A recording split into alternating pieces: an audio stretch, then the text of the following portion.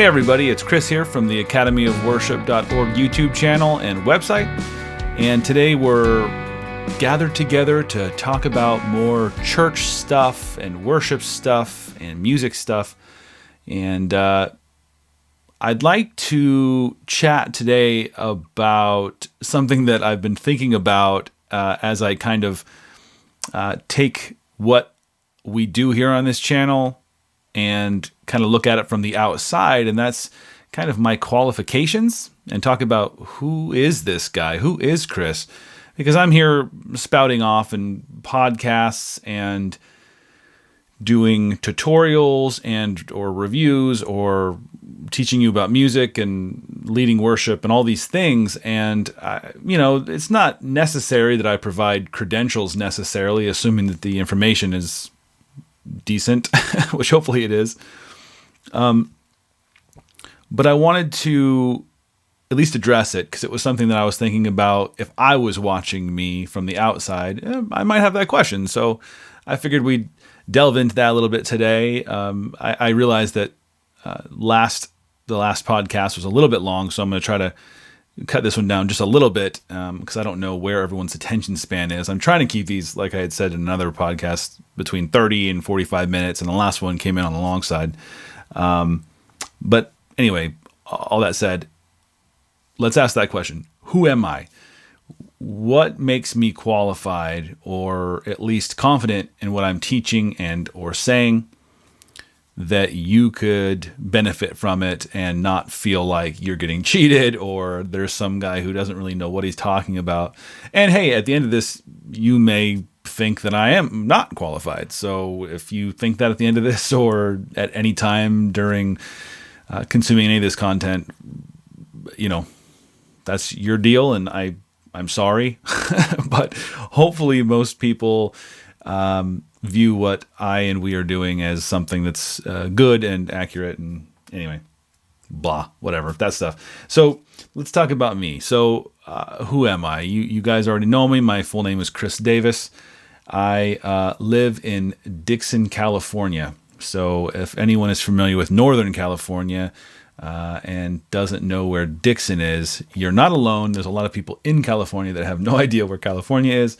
It's actually fairly close to Sacramento, so it's like 40 minutes away from Sacramento. So if you can kind of just put your finger on the capital of California, know that I'm within driving distance of that within a reasonable time. So, but I have been I've been a Christian for just a little over 20 years now.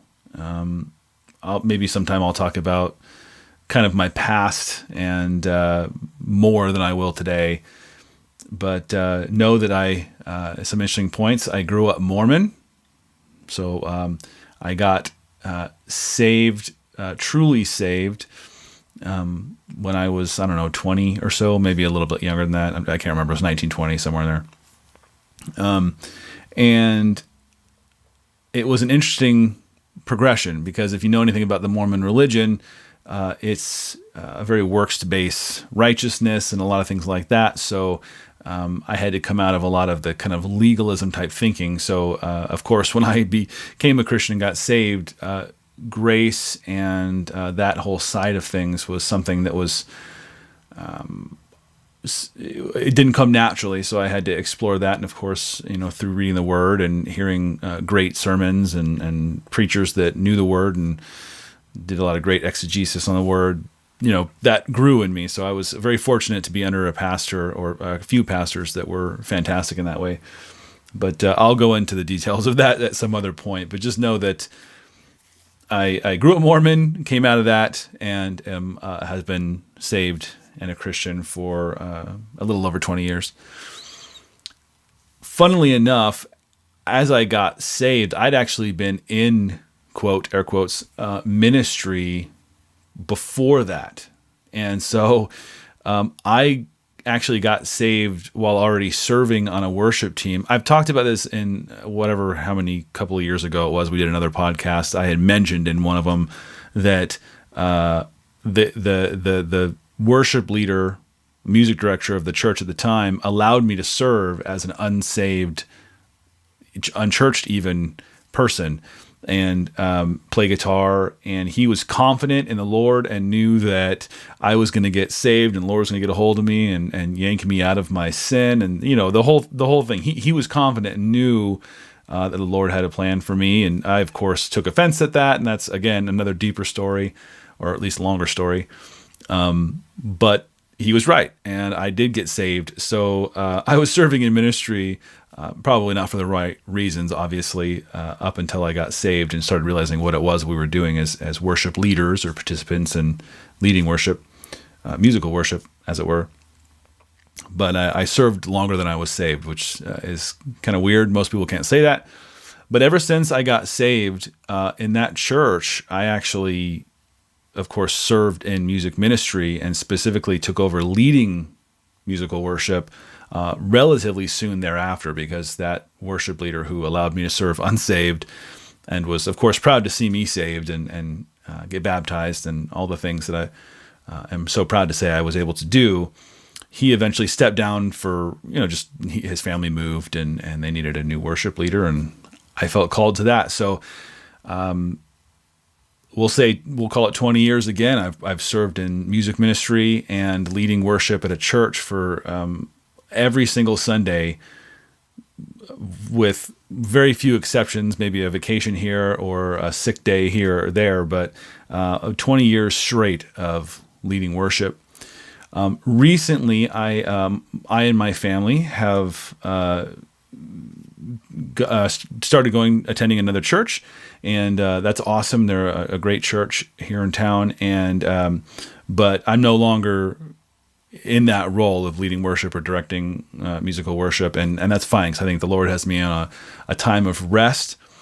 But up until my departure from my previous church, I served, like I said, as worship leader, and so I was privileged to be able to work with a lot of people in different levels and talents and giftings. And I'll be honest, the first, lots of years were very frustrating, because I wasn't very mature, obviously, in the beginning. No one is when they're first saved, at least in their faith. And, it's something that God grows in you and works on you. And I'm very thankful for that. I think we all are. But I was very frustrated because I was, I guess, trying to force what I wanted or envisioned onto other people. And of course, anyone who is wise to why that doesn't work, never works, are chuckling, because I had to find out the hard way that that's a terrible way to run anything and lead anything, let alone something that's in ministry and or music ministry. So there was a lot of frustrating years of me kind of forcing the fact and wanting people to adhere or conform to a specific way of playing music or fill in the blank. It wasn't great, and I admit that. But many years ago, it became very obvious as I started seeing a trend in my specific ministry that I was serving in. It wasn't mine, I should say, the specific ministry that I was serving in, that I would see people come in. I would train them up, or they'd get trained up in the ministry, or I would show them things and they would improve and all these things. That it would go well. And then for one reason or another, God would call them out of the church, whether it's to move or something else going on in life, whatever.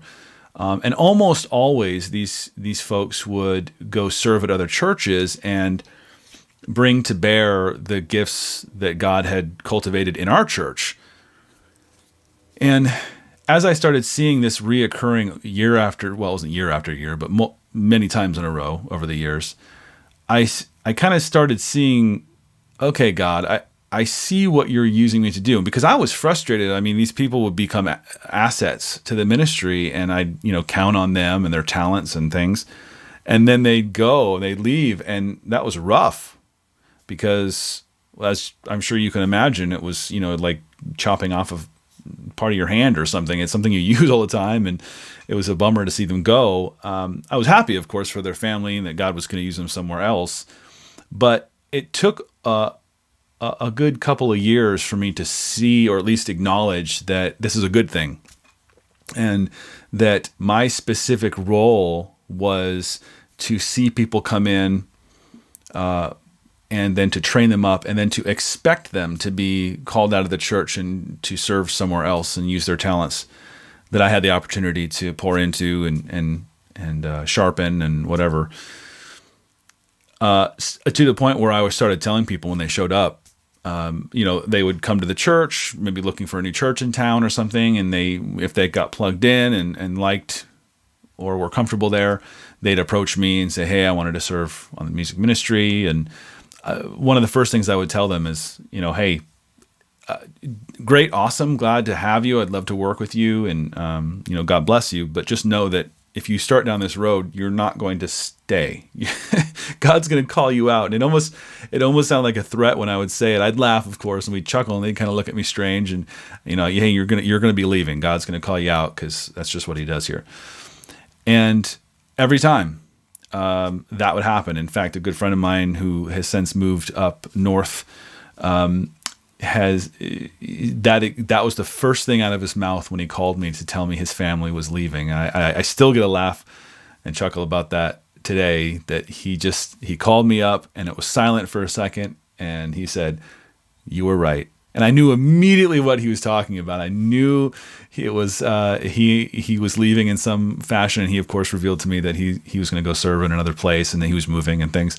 And I was super happy for him, but we just laughed because it was exactly what God does. And it didn't change. I learned to accept and love the fact that people would come in, and then I would see them, build them up, and then escort them to the door as they went on to their next mission field or church or whatever you want to call it.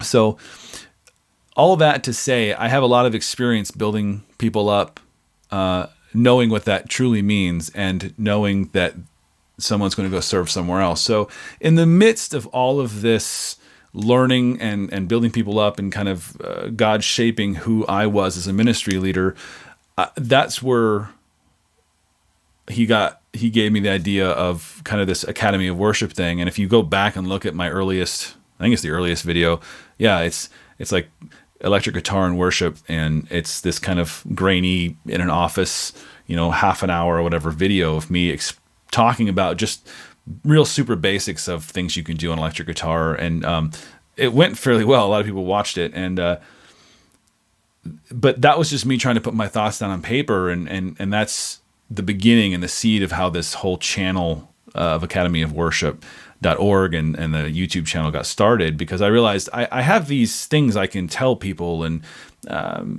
over the years was able to develop, by the grace of God, just a way to deliver this to someone in a way they can understand, even at a relatively, I guess, beginning stage, or a young understanding of certain musical concepts or whatever, and then be able to have quality that people heard and saw, and we were able to bring in excellence, even without a lot of, effort, I guess you could call it, because it was relatively simple and came easily to me to refer and give to people. So anyway, that's kind of where this all started.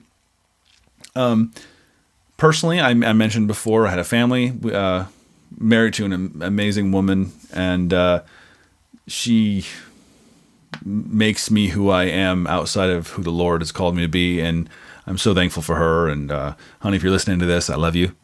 And I have 4 amazing kids, and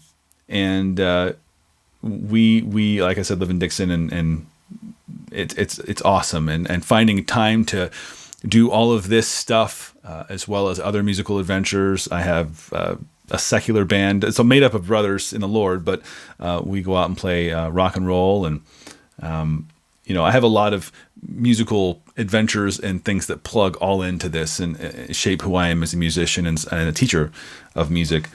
So I'm very thankful to have all of that in my life, and maybe sometime I'll expound on more of that, or have a guest on or something like that to chat with and expound upon the many things I'm sure we can talk about. But after I figured out kind of what God had been revealing all along about what my role in ministry was, you're not, Chris, you're not the boss, as it were. You're not the person who needs to be a dictator that you're stupidly trying to be, and I was. You need to back off, allow the people and musicians that come into your life, musically speaking, to be who they are, but use those gifts and develop them, and take what's already there and mold it, or at least build around it, build it up, and then I'll do the rest. And it became evident that's what I was supposed to be doing, and that's what I've been doing ever since. In my we'll call it musical adventures, or in my ministry adventures anyway, I've had the opportunity to serve in not only, of course, my home church, but to serve in other capacities, or more accurately, in other teams or other churches. So I've been very blessed to see really the gamut of churches, types of worship leading, types of music, types of pastors. I mean, gosh, I'm sure that there are some that I haven't experienced, but I've been able to serve under or alongside really any kind of leader that you can think of, and lots of different Christian traditions. So I've been able to serve underneath or alongside folks in, I guess I don't know what you call it, a more conservative type of Christianity. A lot of people will call it staunchy, or it's not, but liturgical and very formal. All the way up to the most charismatic thing you can think of, with being slain in the Spirit and speaking in tongues, and we'll call it an unorganized type of service where anything can happen type of deal. So I've seen the distance between those two, at least perceptively, and I've seen the differences in how people worship in those circumstances, whether it's musical or otherwise. And I think that's uniquely equipped me to bring all of what I've learned and are able to teach, or in building people up musically and in ministry, to serve in different capacities and in different churches. Because I've mentioned before, and I'm not going to get too deep into my own theological standings, or whatever you want to call it or classify it as, but I'm basically a 5-point Calvinist, on the Reformed side of theology, and there's a lot of silly little roads you can go down in that. But don't let that scare you off. I've kind of warned people, if you tend to be on the more charismatic side of things, and hear that from me, I don't want that to turn you off onto what the goal of any ministry that I'm serving in and or this channel, because my goal is the same whether you come from one, we'll call them sides. They're not really sides, guys. We're all brothers and sisters in the Lord, right? Come on, let's agree. We disagree on certain theological principles, but I don't think none of us are heretics or anything silly like that. So let's just agree that we're all brothers and sisters in the Lord, even if you don't agree with me theologically. That's okay. It's fine. In fact, I'd love to have a coffee with you sometime and just chat. It'd be fun. But my role is the same, or my goal is the same. And that is to equip you, no matter what type of music you play, no matter what kind of service you lead or are involved in.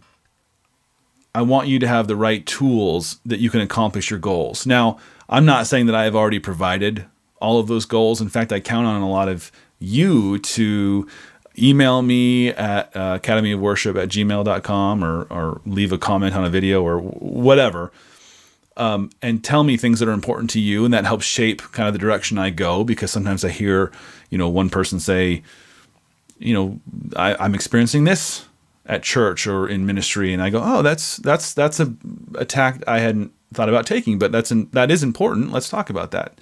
Or sometimes I have a misgiving or something on something that really shouldn't be. Maybe I need to rethink my position or whatever it is. It's a good interaction, and I really want to equip everyone. So, for instance, if you are coming to this website and maybe you stumbled on this podcast, I don't know how you got here, but if you did and you're, say, an organ player, you're not going to obviously find much content yet on how I would instruct or how I would build up someone who has that talent and that gifting, because right now we're kind of in the contemporary, that's air quotes for those of you listening who can't see me, contemporary worship styles, which involve guitars and drums and bass and keyboard and stuff. And it's not as, quote, traditional, but that's not to say there isn't carryover or things that I could talk about and or teach that wouldn't be applicable to you if you were, say, an organ player. And to be fair, I've worked with organ players and piano players in a very traditional sense with a choir. I led a choir for a while. So I have seen a lot, and it's something that I would love to bring, and it gets me excited to teach and to address these things, because I know that all of us come from different, church traditions and even theological standpoints, because there may be some of you out there that see this and are disgusted that there's a guitar involved or drums or something, and we should be talking about no instruments. Maybe that's a valid thing to talk about, because there is, as I've talked about in other podcasts, worship is worship. If the object of our worship is God, is Christ Jesus, then mission accomplished. It doesn't matter if you're doing it with a kazoo. It doesn't matter if you're doing it with a guitar. And again, if you disagree with me, we can have a coffee. I'd love to chat about it. It'd be cool stuff. In fact, we'll record it for a podcast. So yeah, I mean, that's me in a nutshell. I'm not going into super deep nooks and crannies of my life and stuff, because I don't want to, bore you and make this, a 3-hour long video. But I do want to get into, I have seen a lot, and it's been 20 plus years of me seeing a lot, and me trying to bridge gaps where there's gaps, because there are. I mean, one set of people like one thing, another set of people like another. As we all know, churches have started over less than that. So there's been splits and all kinds of nuttiness that happens with musical worship and music in church, and it can be a nightmare. But my goal is to see those gaps, bridge them, or at least talk about it, and put the tools out there. So I'm really, really blessed that God is using me in that way, and God has given me the experience and the tools to at least relate on a one-to-one or one-to-many type situation or basis. And hopefully that gives you an idea of who I am and what I'm about, where my heart is, what God has called me to do, and why it is I keep putting out content in any way, shape, or form. And I'll end on that, the content putting out. I'm kind of just bearing all, I guess, in this podcast. And, it gets hard to do this consistently, to put content out. I'm not complaining. I'm very thankful for the platform that I have and that you guys have provided me. But it's what keeps me going, is this training and this knowing that even if there's one person out there that hears something I say, or looks something up on YouTube or whatever, and a result for Academy of Worship comes up and they get the info or tool or whatever they need, that to me is mission accomplished. I don't have any other aspirations. Sure, it would be great to see this audience grow. Sure, it would be great to see more of us having a dialogue and seeing a community develop around this whole thing. Great, yay, hooray. But that's not where I hang my hat. I hang my hat on loving all of you as best I can. I'm going to fail. Have grace for me, because I probably won't cover everything that everyone out there wants to hear. But if you do have an idea, throw it out there. Leave a message on this, comment on this video if you're watching the YouTube podcast, or send me an email at academyofworship@gmail.com, and I'll do my best to to include whatever it is you want to know, or at least write it down so I have a future episode idea or whatever. It's what drives me, and I'm very thankful, like I said. So that's basically it. That's kind of who I am in a nutshell. I hope that blessed you in some way, or at least made you realize I am who I say I am, or that maybe I'm not as bad as you thought I was. I don't know. Who knows? But I love you guys. I really do. I'm really appreciative. That's a word. I'm really appreciative of all of you that have subscribed to the YouTube channel, that do comment, and that do interact in some way, shape, or form, or at least share the videos or whatever you guys are doing. It all helps, and it's all a blessing to me. And I hope that the content I'm putting out is a blessing to you. And yeah, I got nothing more to say about me. If anything I said in this video or podcast is something that you want to hear more about, and it's something that I don't mind talking about, or at least would make relatively intriguing content, then call it out. Tell me, hey, Chris, you are Mormon. Let's talk about that. I mean, might be worth it. I don't know. Or if you hated something, let me know that too. I'm open. So anyway, you guys have a great rest of your week, and God bless each of you. And I'll see you in the next one. See you later.